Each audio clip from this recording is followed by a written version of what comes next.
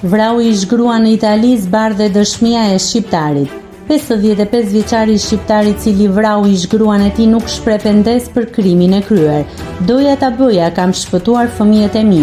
Kështu deklaroi pas arrestimit autori I dyshuar I vrasjes me thik të ish gruas së tij 45 vjeçare shqiptare Gentiana Hullra në Itali.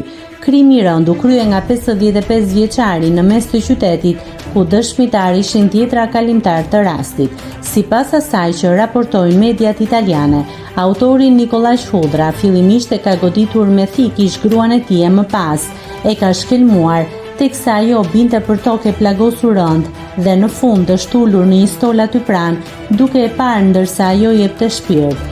45 vjeçaria shqiptare ishte duke shkuar në punë në momentin që u sulmua nga ish bashkëshorti I saj me të cilin kishte edhe 2 fëmijë të rritur.